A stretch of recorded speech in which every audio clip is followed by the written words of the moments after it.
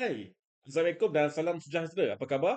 Dalam video pada kali ini, saya akan menerangkan mengenai satu exam iaitu ujian psikometrik untuk latihan sepada perubatan bertaraf diploma, di mana sesi kali ini diadakan secara dua sesi iaitu pada 23 Februari untuk Sabah dan Sarawak, manakala pada 27 Februari 2024 untuk Semenanjung. Kenapa SK buat dua sesi adalah sebab jumlah calon yang ramai, jadi dia tak nak, sesakkan dia punya server, lepas tu dia pecah kepada 2 batch ataupun 2 sesi supaya anda menjawab dengan selesa. Okey, yang penting, korang kena tonton video ni sampai habis sebab ada banyak yang akan saya share kepada korang untuk latihan suara perubatan bertaraf diploma ujian psikometrik sesi Februari 2024. Okey, dah ready? Jom. Right, latihan sepada perubatan bertaraf diploma. Okey, untuk pengetahuan anda sesiapa yang lulus dalam ujian psikometrik ini, korang belum lagi berkhidmat, belum lagi bekerja dengan kerajaan. Di mana calon yang lulus akan ditawarkan tempat untuk membuat latihan sepada perubatan. Di mana tamat latihan ini, korang akan mendapat sijil bertaraf diploma. Kemudian barulah korang akan ditempatkan mengikut kepada 10 pilihan jawatan yang korang akan pilih nanti. Okey, so lupakan kejap dulu selepas ini dan untuk kali ini fokus dahulu kepada ujian yang korang akan jawab pada 23 ataupun pada 27 Februari nanti. Okey, jom. Okey. Untuk pengetahuan anda semua dalam ujian psikometrik ini dia terpecah kepada 5 teras utama iaitu teras disiplin, teras komunikasi, teras kerjasama, teras emosi dan juga teras kepimpinan. Kesemua ciri-ciri ini, kesemua teras ini ada dalam semua exam psikometrik yang dibuat oleh pihak SPA. Okey, so apa yang membezakan setiap jawatan yang ada dalam psikometrik ini adalah dari segi fokus teras yang korang kena fokus.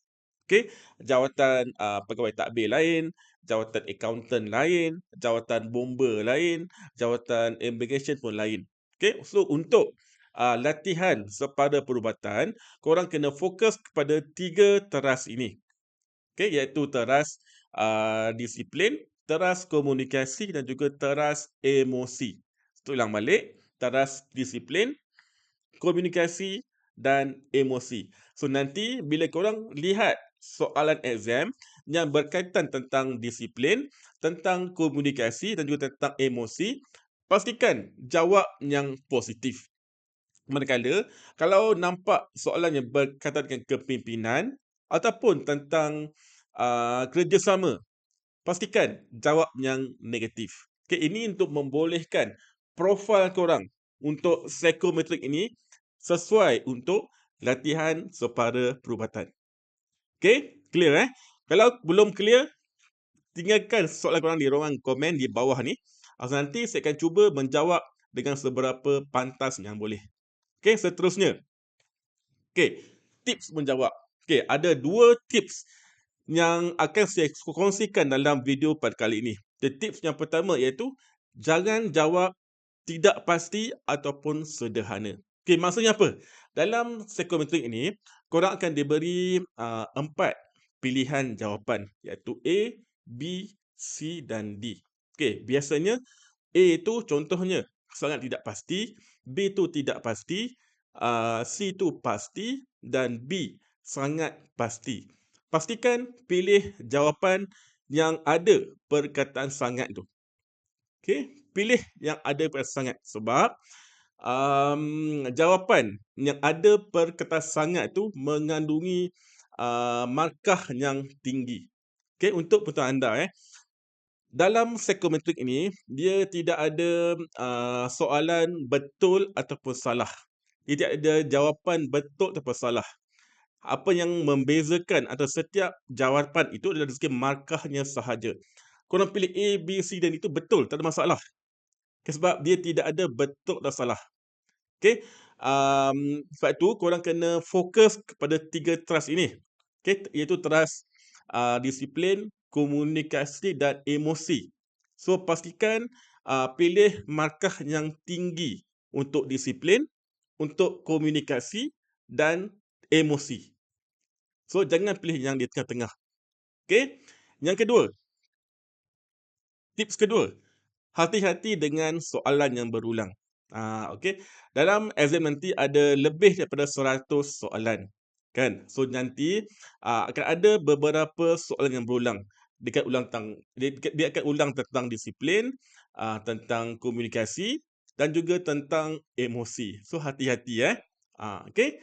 Jangan bercanggah, jangan berikan jawapan yang bercanggah untuk disiplin, komunikasi dan emosi.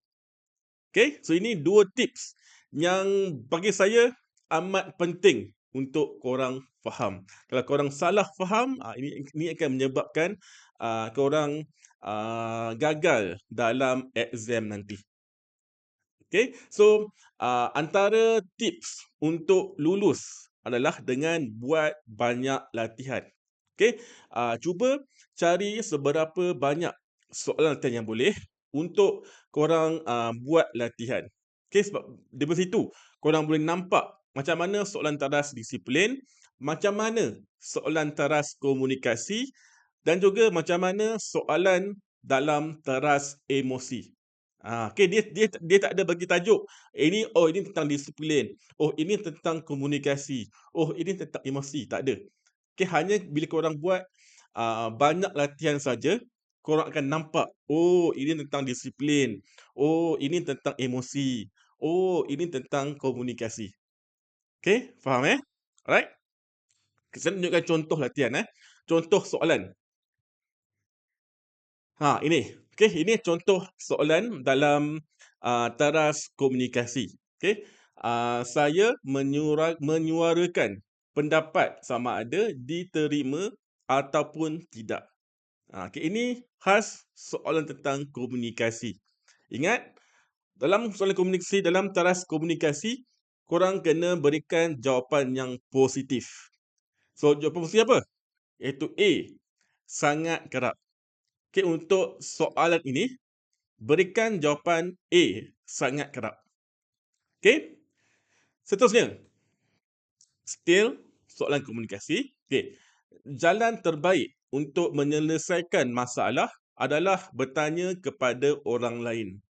Okey? A, B, C, D atau E. Okey, kini ada banyak pilihan jawapan. 5 pilihan jawapan A, B, C, D atau E. Okey. So untuk yang positif, ingat pilih yang menyokong, statement ini. Dalam kes ini, statement ataupun jawapan yang menyokong statement tersebut adalah E. Okey, E sangat setuju. Okey, E sangat setuju. Okey, seterusnya, soalan teras disiplin. Okey, saya akan memberhentikan kenderaan di lampu isyarat merah walaupun ketika itu waktu tengah malam yang tiada kenderaan lain pun di atas jalan. Okey. Pernah nampak tak soalan macam ni? Ataupun pernah pernah buat tak benda ni? Main langgar lampu merah kan? Okey. So untuk menunjukkan korang yang betul-betul yang berdisiplin, korang kena sentiasa berdisiplin. So kena jawab A, sangat kerap. Di mana korang akan sangat kerap, memberhentikan kenderaan di lampu isyarat merah untuk menunjukkan korang ni seorang yang berdisiplin. Ingat, kena sentiasa konsisten, kan? So sentiasalah jawab yang menyokong, statement yang diberikan tu. Itu untuk yang positif. Okey? Seterusnya, contoh soalan emosi. Okey. Pernahkah terlintas di fikiran anda bahawa ibu bapa anda membenci anda? Okey, ini pun soalan yang menguji emosi korang. Okey. So untuk soalan ini, okey, korang kena jawab E, sangat tidak setuju. Okey, ingat, emosi kena berikan yang positif. Statement ini adalah statement yang negatif. So korang kena, tidak support statement itu. Tidak support dia adalah dengan berikan jawapan yang negatif, iaitu E, sangat tidak setuju.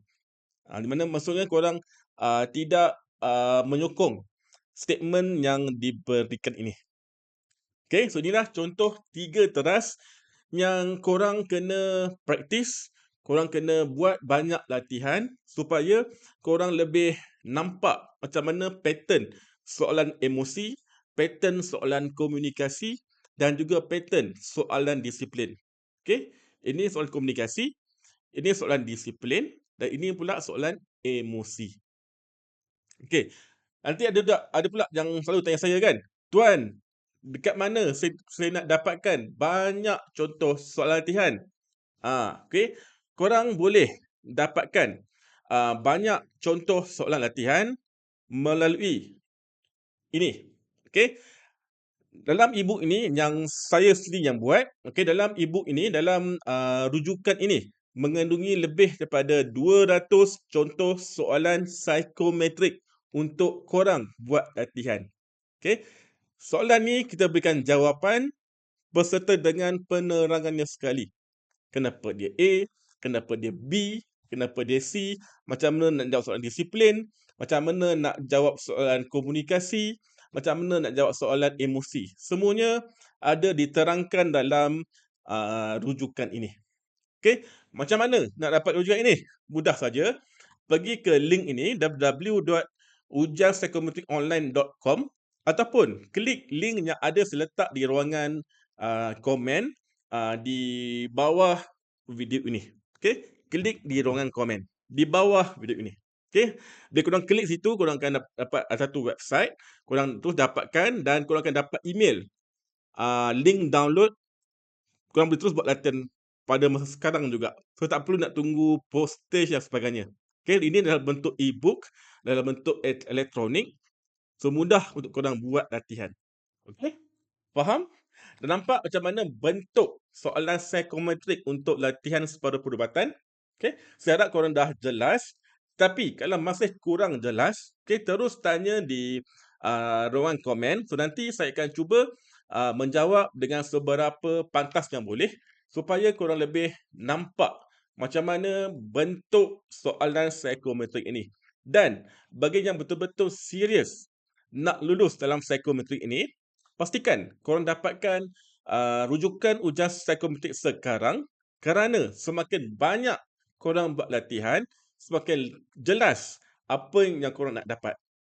Okey, terus klik link yang ada di bawah video sekarang untuk dapatkan rujukan ujian psikometrik sekarang. Bye.